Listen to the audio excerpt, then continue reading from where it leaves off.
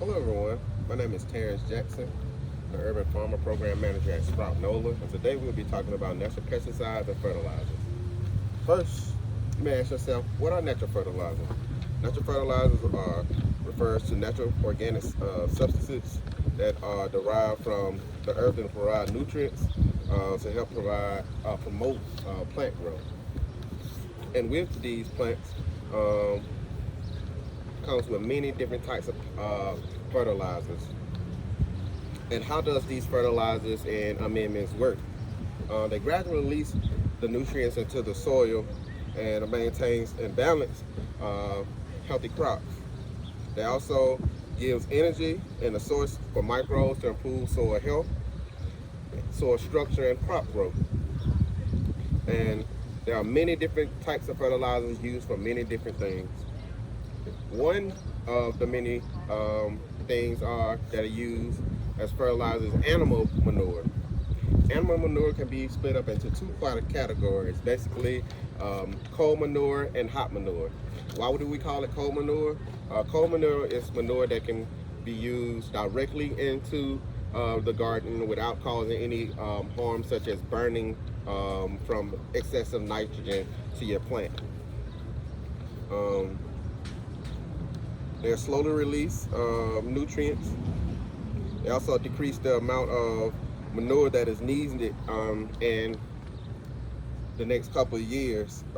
And many of these manures are llama, alpaca, rabbit, and goat manure. All of these manures can be used directly into your garden.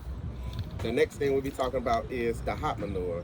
Hot manure is rich nutrient manure. It's slow release and quickly decompose. This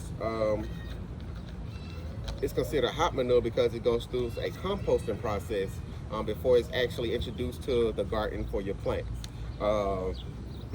These manures are high in nitrogen and sometimes can burn the plants that they're there to assist. So this can be chicken manure, horse manure, or cow manure. But disclaimer, and I tell all growers, if you use a manure, you want to make sure that you're composting all of your manure. With these many different farm animals come many different treatments and illnesses and many different things. And introducing manure from animals with different type of dewormer or these different medicines can cause harm to the soil health of your gardens or your rows. So you want to make sure that you compost your manure before actually applying it. This way you won't be introducing any pathogens or anything like that into your soil. And composting it is important because number one, you want to reduce the pathogens, like I just said, in your soil. By introducing manure directly into your soil from the animals, you can introduce something harmful pathogens such as E. coli and salmonella, and you really don't want to do that and get people sick. The next thing is weed elimination. That's why it's important to compost also, because some of those animals may be eating grains and different weeds that you don't want to be introduced back into your gardens.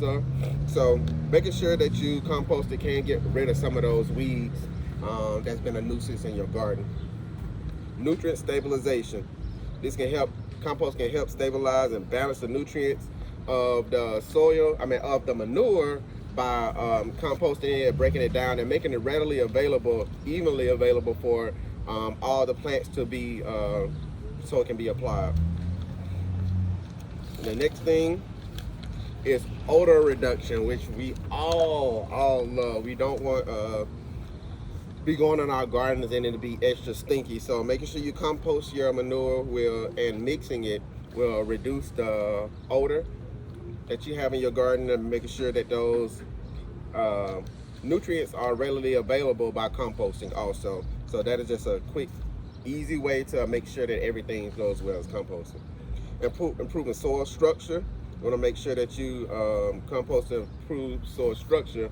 Like I said, if you're going to add that manure directly into your soil, it's going to continue to break down on top of the soil. But if you compost it, you're mixing it. As it breaks down, you're turning it, and it is breaking down into smaller pieces, which is making the nutrients more readily available for the microbiology to continue to do its thing. And then overall, it's safer, help with nutrient availability, help with soil conditions and properties. It contributes to healthier soils and plants, and it makes sure the productivity of your garden is definitely going up. One of many different reasons why you should use manure, animal manure specifically in your garden, but always remember, you make sure you want to compost before. Next, we'll be talking about other natural fertilizers that many people use in their gardens to help give some organic matter back or just make nutrients available for their garden beds. And that is alfalfa meal, which is good, compost tea. That can be any compost that you break down and you brew a tea to introduce it into your garden. Worm tea, it's the same process. Instead of taking the actual compost, you'll take the worm compost and you'll make a tea out of that and introduce it into your garden. Fish emulsion, which is the byproduct of the fish in the water, and you want to take that out the bottom of the tank and also use that into your garden. That is used by many organic gardeners. Is easy, nutrient dense, readily available fertilizer. As of course, your fertilizer, your compost that you have in your garden is a good source of nutrients. Banana peels are a good source. Coffee grinds. Wood ash is super duper great. It's a great amendment. Worm castings, that we call liquid gold. You can buy that, or you can start a worm farm and get the castings and introduce that into your farm also. Seaweed fertilizers are great. Cover cropping is one of the most important things that you can do to reintroduce some of those nutrients back into the soil and organic matter back into your soil, and give your garden a kickstart for it can be ready for that upcoming season. And comfrey. Comfrey is one of those plants that is really good for adding nutrients into the plant. So I definitely would also recommend comfrey tea. The next thing we'll be talking about are natural pesticides and weed suppressants. There are many different things you can use, many different tricks and tips that you can use, but today we'll be talking about a couple. Number one is neem oil. I feel like neem oil is one of those things that all farmers should have or gardeners should have with them. These neem oil can be used for many different things, specifically aphids, many different pests. It's a great source of great pesticide to use. One farmer recommended beer for your grubs and snails. Beneficial nematodes. We are having issues with nematodes. You can have beneficial nematodes to come in and introduce them into your farm to come and fix some of the issues that you're having. Having problems with weeds, you can always use boiling water, especially in the area that you haven't grown yet. You can use boiling water to scald those plants and get them to die, and that way you won't have such a hard problem with them coming back. White vinegar, a lot of people use white vinegar, salt, and a little bit of soap, mix it in a little spray can, and that is a great weed suppressant. I use it a lot on the farm, around the fence lines and stuff. Once you spray it on there, the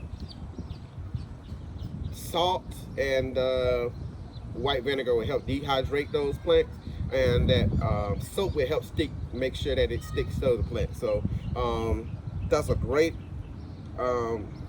weed suppressant. Like I said, is white vinegar, salt, soap, a little bit of water, mix it up in a jug, a spray jug, and you can just spray it on your weeds. It's a great weed suppressant. If you have any questions, do not hesitate to reach out. I'm Terrence Jackson. My email is Terrence, TERENCE, @sproutnola.org. Thank you.